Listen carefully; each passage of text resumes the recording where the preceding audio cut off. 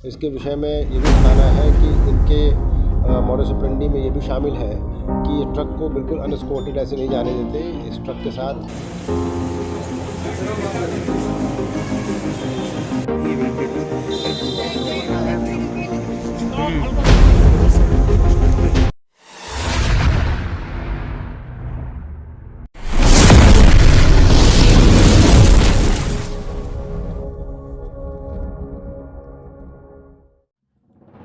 Raebareli police ने गांजा तस्करों का ऐसा गैंग पकड़ा है जिसने टेक्नोलॉजी का इस्तेमाल करते हुए कई राज्यों की सीमा पार कर लिया, लेकिन किसी को भनक तक नहीं लगी। तस्करों की छोटी सी गलती के चलते रायबरेली पुलिस ने इन्हें 1 करोड़ की कीमत के गांजे समेत गिरफ्तार कर लिया। मामला मिल एरिया थाना इलाके का है। यहाँ हाईवे पर रूटीन चेकिंग के दौरान पुलिस को एक कार में सवार लोगों की गतिविधि संदिग्ध लगी तो उन्होंने इस पर नजर गड़ा दी। थोड़ी देर में ही पीछे से एक ट्रक आया। इन लोगों ने कुछ इशारा किया। पुलिस को पूरा मामला संदिग्ध लगने लगा। उन्होंने ट्रक को रोक लिया। ट्रक की तलाशी ली गई तो बिल्टी के मुताबिक उसमें पशुओं का चारा लगा हुआ था। पुलिस ने एक बार फिर गहराई से जांच की तो उसमें 120 किलो गांजा बरामद हो गया। पुलिस ने गांजा लेकर जा रहे पश्चिम बंगाल, उड़ीसा और झारखंड के रहने वाले 3 अभियुक्तों को हिरासत में लेकर पूछताछ की तो उन्होंने बताया कि वह GPS लगे ट्रक को जानवर के चारे की बिल्टी के साथ लेकर निकलते हैं। यह लोग पुलिस के सर्विलांस से बचने के लिए अपने फोन भी घर पर छोड़कर नए नंबरों का इस्तेमाल करते हैं। इनके काम करने का तरीका ऐसा, पकड़े जाने का कोई खतरा नहीं। इनका एक साथी 20 किलोमीटर आगे कार से चलकर लोकेशन लेता है। रास्ता क्लियर मिलने पर ही ट्रक को आगे आने का सिग्नल देता है। रास्ते में ड्राइवर की नीयत न बदल जाए इसके लिए ट्रक में GPS भी लगाया जाता है। पुलिस यह जानने की कोशिश कर रही है कि यह गांजा कहां से चला था और किसे डिलीवर होना था।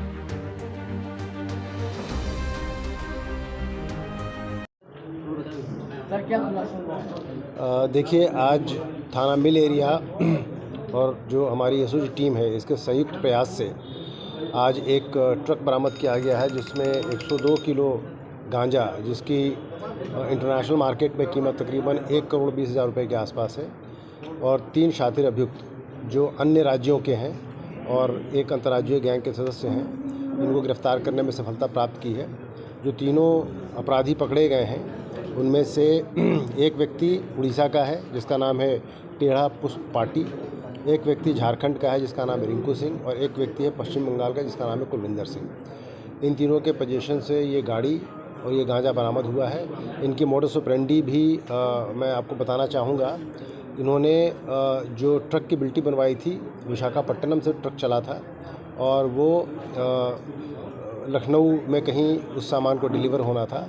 उस ट्रक में भारी मात्रा में पशुओं का चारा लदा हुआ था और उसकी आड़ में ये जो मादक पदार्थ है इसको छुपा के ले जा रहे थे। बिल्टी भी इसकी प्रॉपर बनी हुई थी, जिसकी वजह से कई राज्यों की सीमा पार करते समय इन्हें कहीं किसी चेकिंग का सामना नहीं करना पड़ा और ये सेफली इसको यहाँ तक ले आए जहाँ पे हमारे लोगों ने अपनी मुखबिर की सूचना के आधार पे इस गाड़ी को इंटरसेप्ट करके और इसको पकड़ने में सफलता प्राप्त की। इसके विषय में ये भी बताना है कि इनके मॉडस ऑपरेंडी में ये भी शामिल है कि ये ट्रक को बिल्कुल अनएस्कॉर्टेड ऐसे नहीं जाने देते। इस ट्रक के साथ इनके कुछ आदमी आगे चलते हैं और करीब 20 किलोमीटर का सेक्टोरियल अपना ये सिस्टम बनाते हैं।